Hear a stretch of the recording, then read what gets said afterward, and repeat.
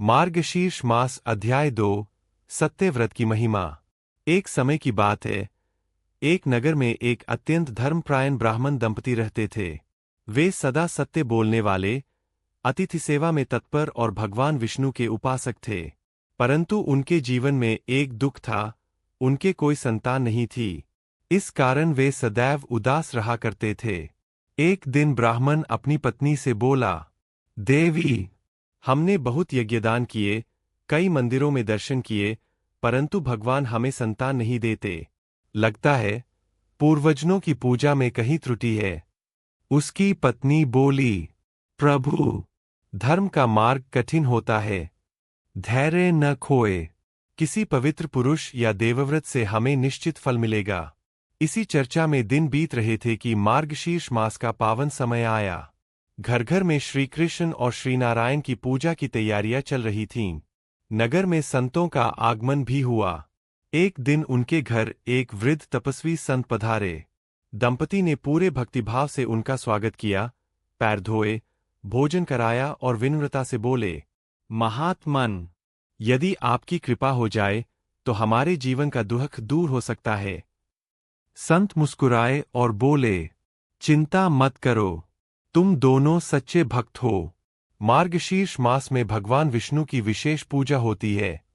यदि तुम पूरे मास सत्यव्रत करो, श्रीनारायण की कथा सुनो, दीपदान, तुलसी माला और दान करो, तो तुम्हें अवश्य पुत्ररत्न की प्राप्ति होगी। ब्राह्मण पत्नी ने हाथ जोड़कर प्रणाम किया और उसी दिन से व्रत आरंभ कर दिया। सत्यव्रत का पालन।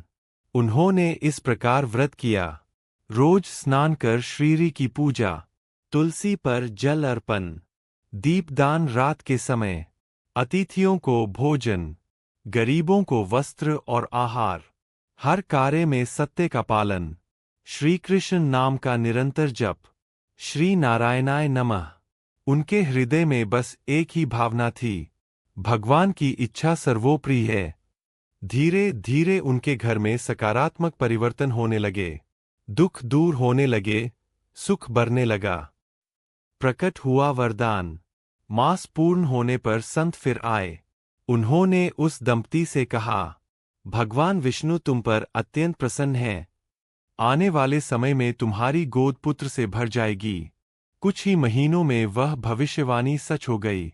पत्नी ने एक तेजस्वी पुत्र को जन्म दिया। पूरा नगर हर्षोल्लास से भर उठा। ब्राह्मण दंपति ने भगवान नारायण का धन्यवाद करते हुए कहा, प्रभु, यह सब आपकी कृपा है। संत ने समझाया, मार्गशीर्ष मास सत्य और भक्ति का प्रतीक है। जो इस पवित्र मास में हृदय से सच्चा व्रत करता है, उसके सभी कष्ट दूर होते हैं। इस अध्याय से सीख। सत्य और श्रद्धा से किया व्रत कभी निष्फल नहीं होता। मार्गशीर्ष मास में भगवान विष्णु की पूजा का विशेष महत्व है।